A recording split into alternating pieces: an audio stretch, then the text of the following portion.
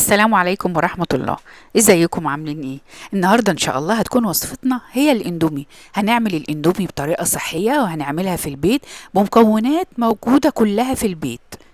هنعملها بطريقة سهلة جدا. يلا بقى ندخل في الطريقة على طول. شوية مية كده فوق او في كسرولة، وهنحط معاهم نص معلقة ملح. هناخد اقل من ربع كيلو من المكرونة الاسباجيتي. هناخد اللي هي النوع الرفيع جدا، هي بيبقى بالملي موجود على الكيس. تقدري تجيبي اقل حاجة او زي ما تحبي، ممكن تجيبيها عادية مفيش مشكلة. وهحط كمان حوالي معلقة من الزيت. هقلبهم بقى وهسيب المية تغلي لغاية ما تستوى 3/4 سوا. وتعالوا بقى بينا نعمل الطشة اللي هنحطها على الاندومي.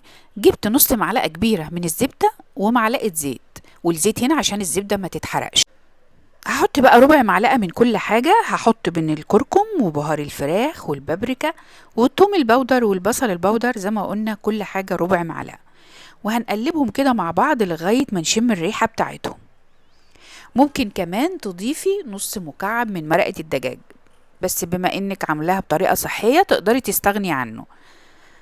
انا هنا حطيت نص بس، ده هيطعمها لي يخليها كأنك شارية الاندومي من بره بالظبط. هحط الطشة دي كلها على المكرونة. انا ما غسلتش المكرونة ولا اي حاجة خالص. سبتها لغاية المية ما قلت. ولو لقيتي المكرونة استوت 3/4 سوا ولقيتي لسه في مية كتير، تقدري تشيلي شوية من المية لغاية ما تسيب الكمية اللي انت محتاجاها للاندومي بس. هقلب بقى الطشة دي كده في الاندومي، وتعالوا بينا بقى نغرفها في الطبق. وهجيب بقى الطبق اللي هغرف فيه الاندومي. هحط المكرونة وهحط كمان الشوربة. زي ما احنا شايفين كده، ما اخدتش وقت مننا خالص، في دقيقتين عملتي اندومي في البيت، زي الاندومي اللي بتشتريها من بره بالظبط، وبتيجي تعمليها نفس الوقت اللي بتاخده. شايفين بقى كمان الشوربة بتاعتها تحفة ازاي؟ يلا بقى جربوها وقولي لي رأيكم فيها. حطيت كمان عليها شوية من الشطة لو انتي حباها سبايس. وصفتنا النهاردة خلصت. اشوفكم على خير ان شاء الله في فيديو جديد. ما تنسوش اللايك والشير والسبسكرايب لو اول مرة تشوفوا قناتي.